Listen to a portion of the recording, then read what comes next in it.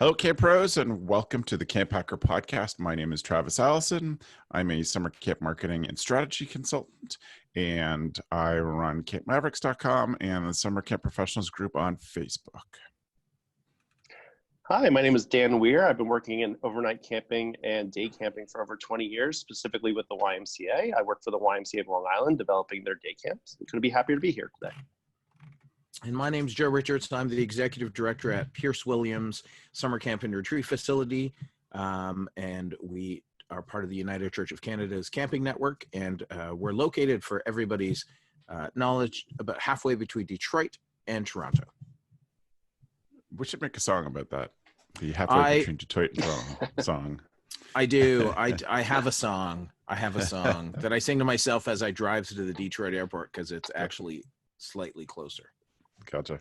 Well, welcome everybody. Welcome to the two of you. Gab is unable to join us. She's stuck in airport land somewhere, but Dan is at a conference, and we're grateful he was able to sneak away to come on do the show today.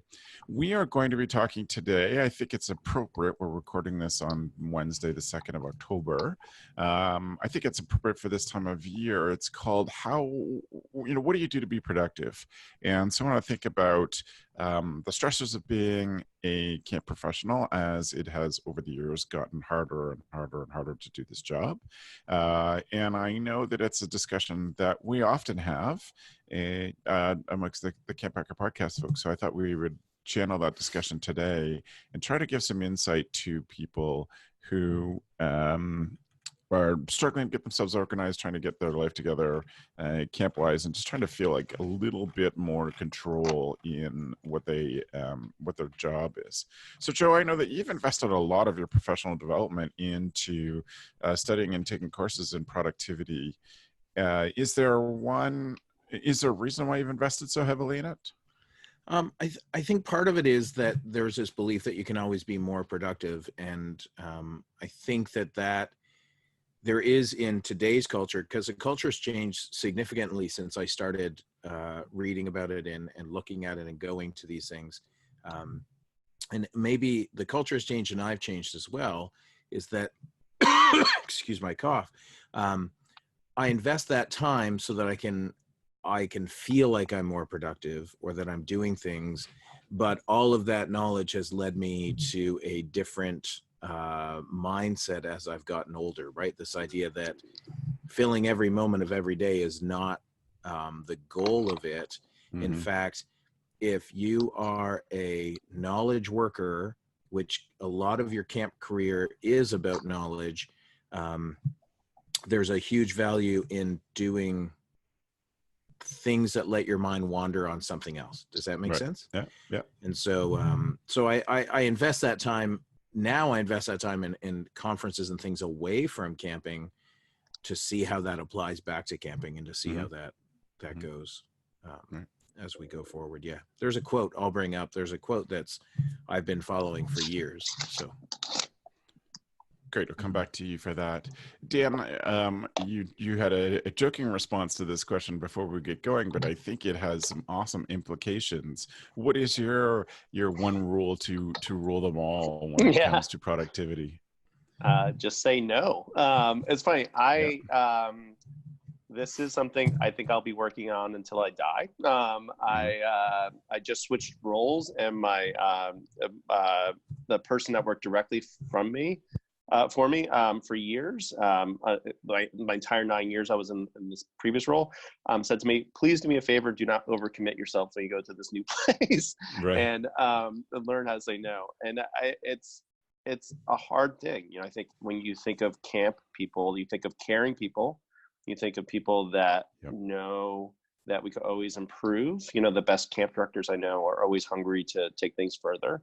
And sometimes that hunger means you bite more than you chew, and learning to say no is important, and learning to prioritize what's important and what makes you happy. And if it doesn't fall into those two things, how can you delegate it? How can you say no without being a naysayer, for lack of better words, but learning to say no. Yeah.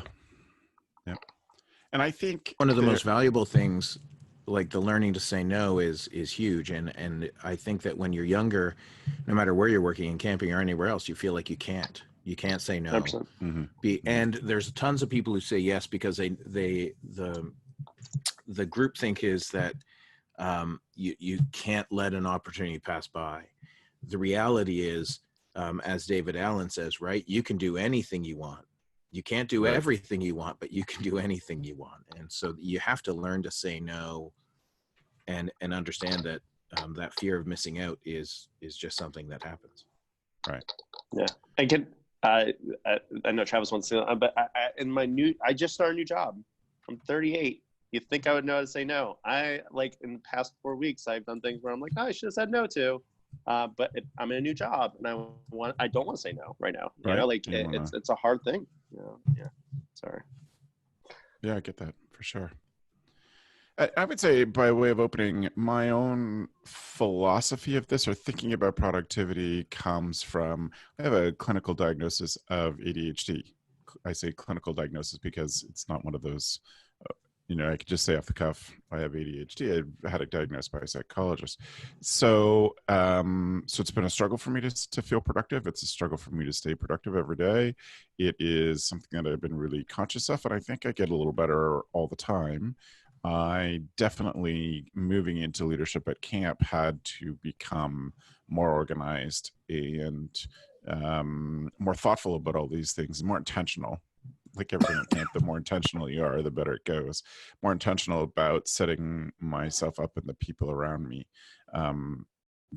because I can get overwhelmed with the amount of stuff, all the things around me, things that could be done or should feel like they should be done.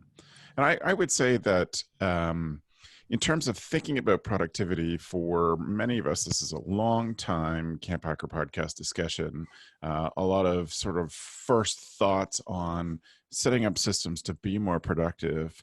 For many of us listening, certainly for those of us on the show, comes from David Allen's book, Getting Things Done.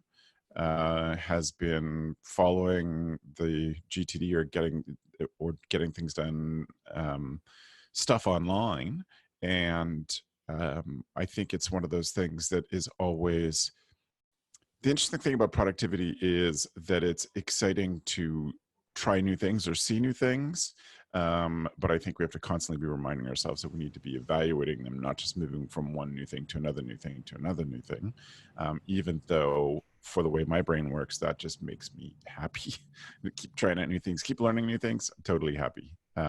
But David Allen's book was really good, and I would say that one of the best lessons that can come out of getting things done is the idea that the first option, if you can do something in 2 minutes, you should just do it. You shouldn't take the time to write it on a list. You should just get it over with.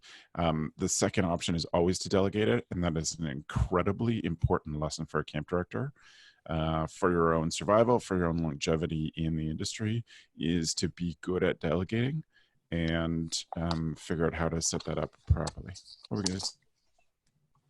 Yeah, I think that I've attended a Getting Things Done workshop, not led by David Allen, but like I have the tickler file in my office that I still use. And what I've discovered over time is that you use what works from different systems that works for you, right? This idea that you have a trusted way that things get dealt with is the key to productivity. If you're always looking for what's cool and what's next, it can be a challenge, but it is one of those things where once you get to something that works for you, don't just change for change's sake, change because it doesn't work properly for you. And this goes all the way back to the early days of the internet. The early days of the public internet. I was working at the Taylor Staton camps at the time, and I had to interview and hire like 240 people a season. And I would just forget interviews. Like I would write it in a paper book, and I would just like forget that I was supposed to call England at 7 p.m. our time, right? And I'd be like, and that's where I got my first Palm Pilot, like my first personal digital assistant. And it's everything is a test until you put it into your system as you work through it for productivity.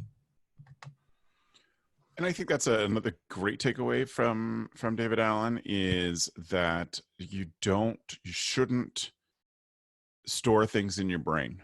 That getting stuff out of your brain and on paper or into whatever your system is the most effective way to remain calm about things, because you're not expending the energy of saying like, oh yeah, I got to remember to call Joe at 5:30. I got to remember to call Joe at 5:30 while you are talking to somebody else on the phone. Is to figure out a system as a way to get things out of your brain. I've learned I can't even trust my brain. You know, like I Right, used fair. to really trust it, and then as I've gotten older, being like, no, I can't fully pay attention to my kids when I go home. I can't fully pay Right. attention to my time off, and so I really need to write everything down. And so, Yeah. you know, like little tricks like sending myself an email so it's there when I check my email again. It's the top of my inbox. You know, but yeah, I literally can't trust my brain. Right. Well, and it's huge. Like if at night before I fall asleep, there's something that I know I need to do, that's it. I send myself an email, because email is a trusted system. I know that if it's there, I'm not going to just delete it if it's not working, or if it, right. And this is where I've tried. I'd still subscribe to Evernote, right? And I have some getting things done set up in Evernote, but the reality is, I still refer back to like the original bullet journals, not all of the nice looking Pinterest type bullet journal stuff that you see. It's literally just a page with a ton of crap on it, right? That has a system for checking and a system for saying, oh, that's done, and now I can move on. And I go back every couple of weeks and move everything forward if I haven't finished it, because that's until this fails me dramatically, that's my trusted system. Right. So Dan, how do you organize your life? I mean, you've had a chance to reevaluate it, Oh obviously, man. but how do you organize it? Yeah, no, it's funny. So this is unique. You know, I just did this transition from job to job, and I had this moment where I was cleaning out my desk and cleaning out my stuff for days, and transitioning over for my successor, and I was doing a ton on paper, and I realized how heavy that paper was for me, and how I need to basically like Joe, I like notebooks, but every like week or two, I need to type up what's in my notes, and then I need to throw it away. I really need to and the reason I type it up is so I could just hit Control F and find it. You know, the searchability in a notebook, it does not exist, and so that is something that I've noticed now, kind of rebooting into a new role that I've been taking more seriously, and trying to type all my notes at the end of the week. So that's one thing for me. Another was I recently read the book When, great book. I think it's by Dan Pink, I want to say, but it's all about the rhythms in life and timing in life. And I really learned in that book that mornings are more for analytical work and afternoons are more for inhibited work. So I've tried to do is schedule all my meetings for the afternoon, and try to schedule all my productivity, for lack of better words, for the morning.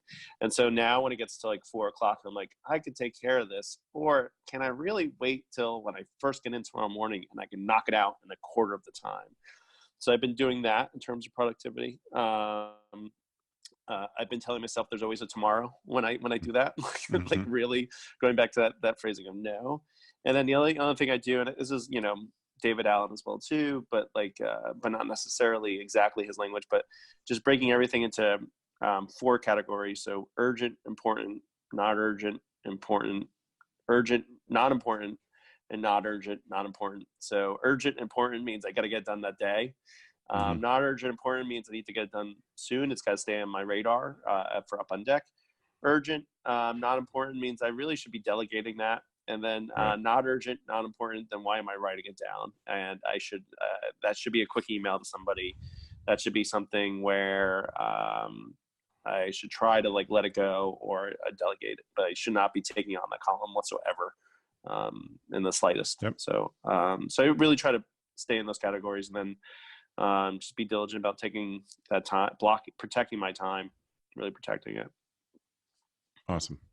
And if people are interested in more ideas and research around those 4 quadrants, you can look up Roosevelt quadrants. It's I think Yes. comes from one of the Roosevelts, Yep. for the way they organized all the information as president. So Yeah. Shoot. So Dan, that's I don't know what the follow-up was. It was, where do you put things that you can control F or control find, command find to get all that info that you've typed up? Yeah, Google Drive is pretty amazing. It really can narrow down searches. I try to be explicit in my folder tree as well too, and in my file like titles as well. So I try to do things chronologically, but then if it's a subject matter I'm working on over years, then really try to like just put it in that column. So like, one of the nice things was I had a budget folder, and I had every budget broken down by camp for the past 9 years. And so when I was handing things off to my successor, I was like, oh, good. I don't have to organize this. It worked really well. So like really taking the time to organize those things. So that's why like at the end of every week, I'm really trying to leave time to reorganize and to really look at the folder tree and how things affect, and to move it around. It's difficult. Like I think, a systems mindset, like you want to stick to your system, but you have to recognize that your system is going to change as time changes, as your role changes, as your delegation changes. And, if you're delegating things and you want to hold something private from somebody, which I don't recommend, I just recommend just being transparent. It's much easier in your brain.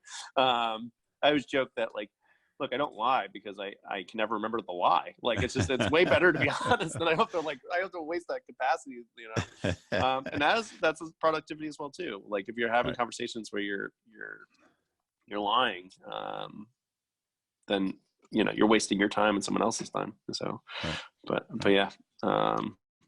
So I try to be explicit in folder tree, explicit in the file title, and then Google's just got such a powerful search. I can search within the documents, which is fantastic. You open something up, Control F, it doesn't take that long, So Dropbox isn't bad for that as well too, but I really like Google Drive. Right. Do you still? You were and it was on the show ages ago. You were one of the first people I know to say that you took notes from phone calls with parents, so you could refer back to them, and you knew what was said, and you had a date and time on that. Do you still do that? Yeah. So if I have a conversation with a parent, I will do it through email. And so like I'll literally email myself and whoever my direct report is, and say, talk to Mrs. Jones about such and such. Just wanted you to have a documentation of the phone call and just several bullet points. And I can't tell you the amount of times that saved us. To pull up that as an archive, and a lot of camp, like different camp registration softwares have built-in CRMs, but like so much of the work I was doing was not falling into just necessarily the clients of camp. So that's why email is so powerful as well. And every email provider now has really gotten on it, like really gotten on top of it. Yeah. Make it easy to search and figure that stuff out. out. Great. Joe, other than bullet journal, what's your system look like? Well, my system looks a lot like what Dan was saying with we've moved everything now to Google Drive. We've moved email I think email, for those people who haven't been, there are still a ton of people in this world who delete, and I don't get it. No. I've been trying to train my staff just to archive, because you never know. Just the other day, I got an email from a friend looking for guest speakers from 2009 and 2010 of the Society of Camp Directors as we were doing a list up, and I just typed in what I typed in, and Gmail found it in less than 2 minutes, right? And so I forwarded it off. I think the idea of what I also use is just I've moved away. So what I travel with the journal, but I also travel with a portable calendar that's not my phone, although I do have it in my phone, right? But every year I go out and buy a whatever this is, an at-a-glance calendar, because it allows me to see differently than it does in my phone. Google Calendar is one of the biggest ways that you can see the world and let others see your world. Because remember, productivity is not just about how you do it for camp. Productivity is also about how you do it for your family, right? And how those two worlds mix. And so having older kids now at 14 and 16, we all have access to the Richards family calendar. And if it's not in the Richards family calendar, it doesn't happen, right? Like that's not a thing. And so when they have a practice, or if they want to go out, right, like on a Friday night, just put it in even as a tentative, and that helps us to get those things together. I think that I used to have a desktop calendar, like blotter pads. Yeah, but instead I just went to a blotter pad, right? Like just a giant piece of paper that I could write on. I think I buy one new one every 5 or 6 years at this point. Yeah. But it's one of those things, because paper still does a lot more than a computer in the way your brain works. And one of my tools of the week recently was Adios. Did I do Adios? For email? You did for inside Gmail? It's not on here, but it's for Gmail to schedule the times it comes in. And that I've only been doing for maybe 6 months, and it has been the biggest boon to productivity, because you're not constantly reacting when a new email comes in. Right. And the benefit is that you might be in your email program working away, right? And then our mind reacts when a new one comes in, whereas Adios is just saying, hey, it'll come in, I'll just dump them all in at 11 a.m. Great. Right. Perfect. Then I can deal with them at 11 a.m. I find the more time I leave my mind free to learn and to think, not even to learn, because that is one of the dangers with productivity is you can chase it, as you said you have, Travis. It's the same reason that I can look up on my shelf and I can see a whack of blank journals, because I love the idea of starting something, right? And with productivity, you can keep chasing it. But I think back to my university times, when I was doing a thesis, and my thesis advisor literally, I said, hey, I found this great article on this and great article on this, and I did that for months, and he finally said, stop doing research. You need to write your paper, right? Like you need to, because you can research interesting productivity tips for the rest of your life. You just need to live your life, right? Never take a break. Yeah, for sure. But saying no is big. Adios has been huge. The idea that you can let your mind wander is another bit. I did find earlier, and I typed into my Google Drive raking leaves. Yeah. And one of the quotes that I love, and I've had for years, this is another thing. There's something called a commonplace book, which many people have had in the past, and might have been a tool of the week years ago, but the idea that you should save your quotes to one spot, all the quotes you love, so that you can go back and look at it. But this one is by a guy, Philip K. Howard, and it says, smart people spend time alone. They don't fill their days with appointments from 8 a.m. to 10 p.m. as many politicians and executives do. Great science does not emerge from hard logic and grinding hours. It comes from the mysterious resources of the human brain and soul. Inspiration is nurtured by activities like raking leaves and chopping wood, preparing dinner and reading to the kids. These activities soften the rigid pace of the day's pursuits and allow all-out God-given intuition to work its unlogical magic. Only then can we reach our fullest potential. Only then can we leap from thinking to understanding. And honestly, it has helped me a tremendous amount with the idea of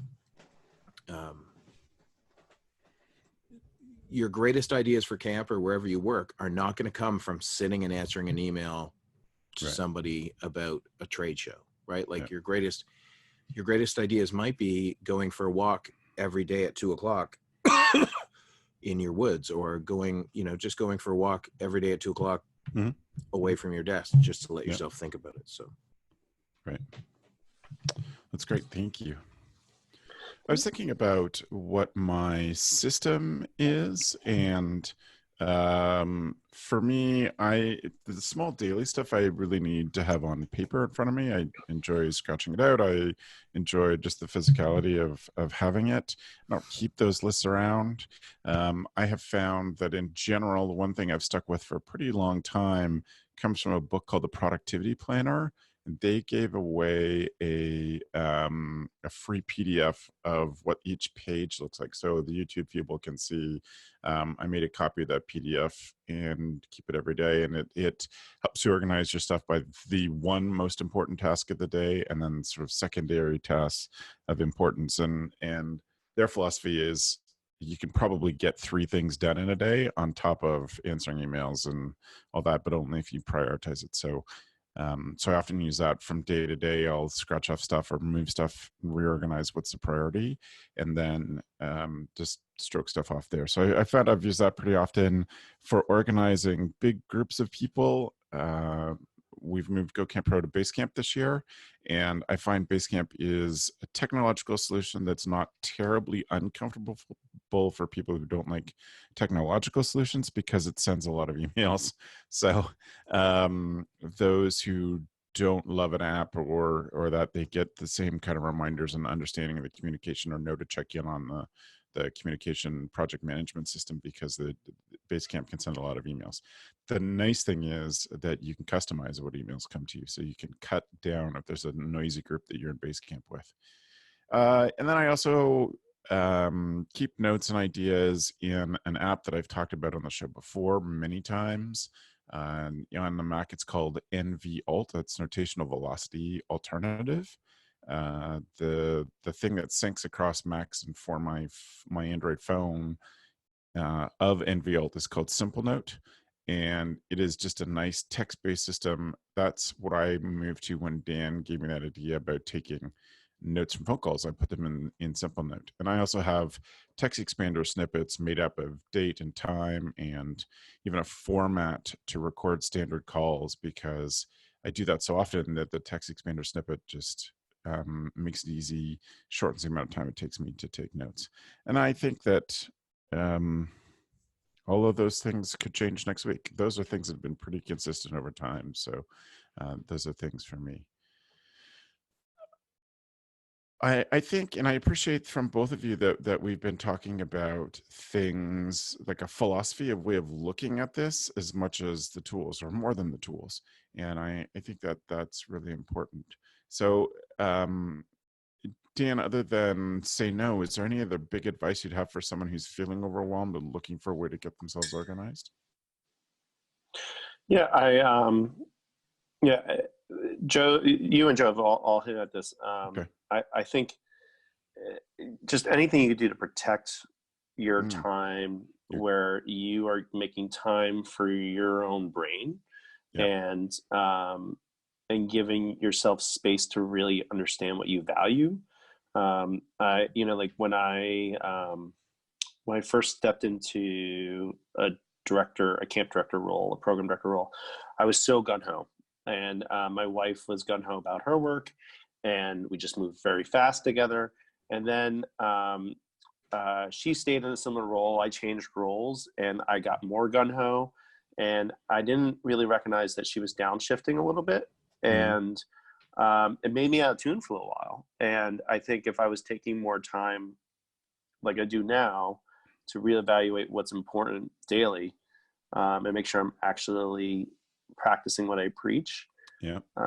There's too many divorces in the camp profession. There's too Mm, many people mm, that can't find a spouse that understands camp, and there's too many people that aren't willing to change their life to accommodate family. yeah. Yeah. And it's great when you can merge your love and your family with your work, and if you're able to do that, and I'm thrilled for you and happy for you. My wife, who even though was a camp person, made very clear that she didn't want to have her profession in camping, and I had to adjust, and adjust changes based on what's important. Right. And I think taking that time not only to communicate with whoever's in your life, so you're having a well-balanced life, but also just taking that time to make sure that you're in tune with what you value, not just sludging through.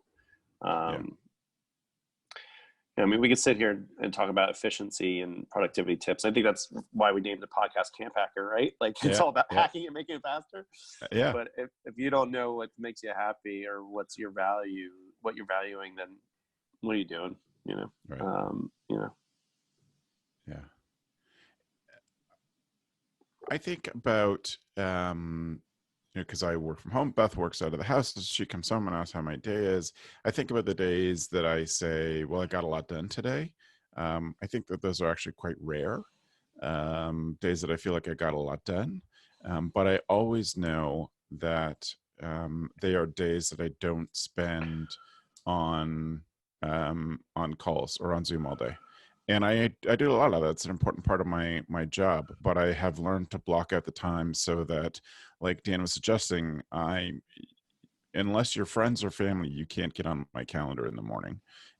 You've got a window between 2 and 6 in the afternoon that you can get on my calendar. And I allow people to put themselves on my calendar because I've got the parameters set up so tight. But there's basically 4 days of the week that I'll take calls for 3 or 4 hours a day. And the rest of the time I block out because I feel like I get more done. And on days when I actually don't have calls in the afternoon, I feel I can get a lot done. And so I've been listening to myself when those days happen and knowing that I have to make sure I control my calendar and have a good mix of community, hanging out, doing fun podcasts with great people, and talking with clients about the cool stuff that is going on at their camp, and just the heads down getting creative work done, because that feeds all of the rest of it. It feeds the ability to create podcasts. It feeds the ability to do good work for clients, etc. Yeah. Do you have more you wanted to say, Dan?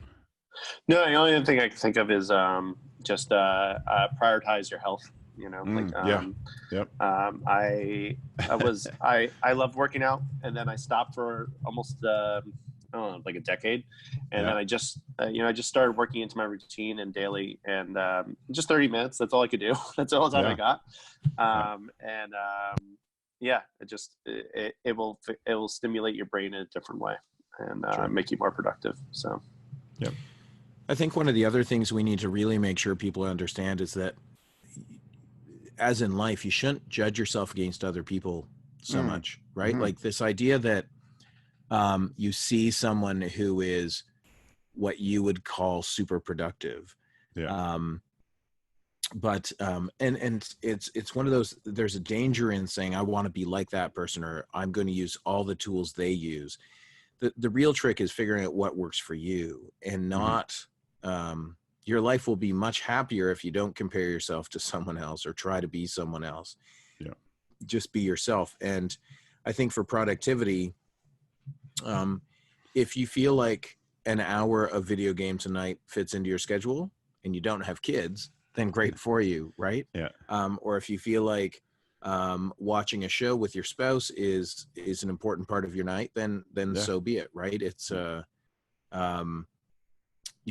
and it's one of those things where it's those small tasks, and if you can get productivity and family working together, it's a huge thing. But there's something to be said for allowing yourself time to think, time to ponder.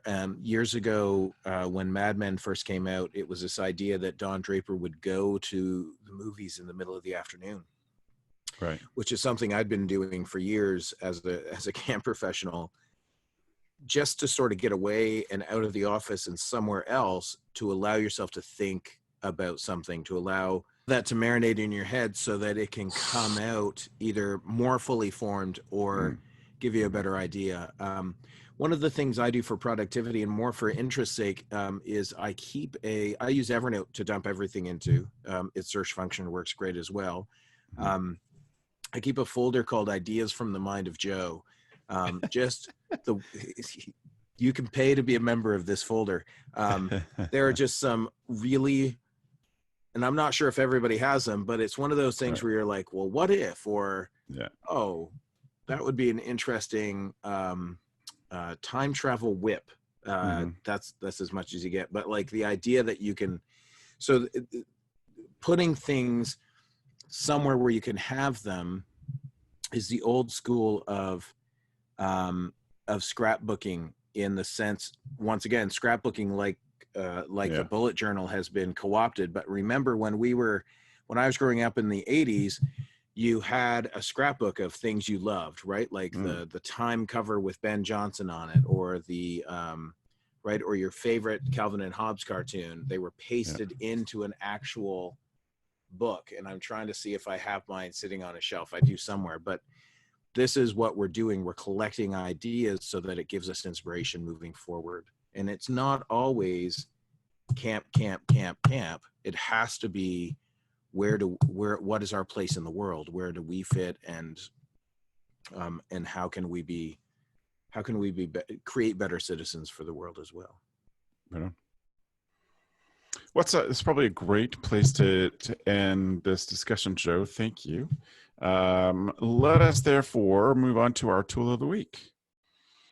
So welcome to the tool of the week section, sponsored by my weekly tool of the week newsletter that you can sign up at gocamp.pro/TOW. These are all something we ask people to bring that makes them a better camp director. And so I'm going to start us off to buy a little bit of time for the others. My tool of the week is a Rode Video Mic Mini. It attaches to the top of any modern camera that has a mic input, and is one of those super simple things you can do. It costs $80 Canadian. I don't know. It's probably about $50 US. That you just attach to your camera, that it'll allow you, if you have it there all the time, to be able to spontaneously gather things. Like if you hear a staff member talking about how campus changed them, you could just say, hold on 1 second, pull out your camera and go. And there are lots of better ways to get better audio, but instead of just straight out audio from whatever SLR camera or the video camera that you have in front of you, just adding a little mic on like this. Rode's a professional company from Australia, can do wonders in terms of making your videos easier to understand, easier to appreciate, and easier to digest. So that's the Rode Video Micro. And I've got lots of Rode mics, and this is just the newest one that's going to go on my little mirrorless camera as the shotgun mic for that. So Dan, what's your tool? My tool is a book called The 5 Important Questions You'll Ever Ask About Your Organization. So it's from the same school and same publishers of Good to Great and Built for Last. Jim Collins even wrote a book, but basically this is a book I go back to a lot when the 5 questions are: what is your mission? Who is our customer? What is the customer value? What are our results? And what is our plan? And like as I'm thinking about bigger themes with a summer mounting, or noticing any decline in anything in terms of enrollment, or and who we're serving, or a negative survey score, I often go back to this book when starting to brainstorm at the fundamental level of what we want to do. And it just it helps guide the questions that I should be asking. And I just think as a whole, the camp industry has very talented people, very versatile people. And the difference between the really good camp directors and the really great camp professionals are the ones that ask questions and listen. And it's just a really great book. A light read, very, very quick. I've talked about it before in this podcast, and it's I read it a decade ago. It still sticks with me. So it's true. Dan put it as his tool of the week. What does that make it? 9 years and 11 months ago. This is Dan's tool of the week. Maybe it's 8 years and 11 months ago. So thank you. It's great to know that it has longevity and staying power, and there won't be a ton of people who were who've listened to every episode. So thank you, Dan, for sharing that. And Dan, I think you probably have to get going. Do you want to just let people know how they can get in touch with you? Yeah, thank you. I'm at the Diversity Inclusion Conference for the Y, and I'm super excited about the work the Y is doing with social responsibility in particular. And yeah, just happy to be, there's a cohort here for working on camping and inclusion. Yeah, so that's where I'm at right now. That's why I have to go. But you can reach me on Twitter at Dan Loves Camp, on Instagram at Dan Loves Camp, and my email is just dan.weir@ymcali.org. But thank you for your time. Yeah, thanks for fitting us in, Dan. Yeah, take care. It's awesome. Good to see you. If you have questions or want to see things like what are previous tools of the week, I hope you go to camphacker.tv/podcast and or search for Tool of the Week or TOW, and you'll get to see all of the past tools of the week. There'll also be some show notes from each one of these episodes. Joe, what is your tool of the week this week? And my tool of the week came as we were discussing this. I use this on a daily basis. It's called a tickler file. I bought mine originally from Getting Things Done. I've looked for it online. I can't find it for sale online, but you can make your own. It's very simple. A tickler file is this idea that you have 43 different files. 31 of those are days of the month, and then 12 for the months of the year. And you literally send yourself mail. This is one way to organize all those paper things that we have to deal with, even though we're mostly a digital society. So be it I don't even know, like a grant proposal or something I've printed out, a health inspection, something that I need to move forward on. Hotel booking. Yeah, you can use it for hotel bookings, and you can use it for plane tickets, things that you want printed out, directions, if depending on your life. But what I use it for a lot is moving things forward that I don't want to deal with today, right? Like I see this invoice and I'm like, I'll deal with it in a week, and I'll just put it a week further out. Or I have a board meeting folder that just keeps moving every month to my board time, because there's a lot of paper that travels with board meetings, right? Like signed minutes and signed grant proposals and things. So the tickler file, there's a couple of links in our show notes regarding the tickler file and how to best create it and use it. Right on. Thank you very much. Joe, if people have follow-up questions, how do they get in touch with you? They can get in touch with me through yoyojoe.com, yoyojoe.com, or they can use our camp website at campisbetter.com. And email is always best. So joe@campisbetter.com or joe@yoyojoe.com. Excellent. Thanks, Joe, for being here. Not a problem. Right on.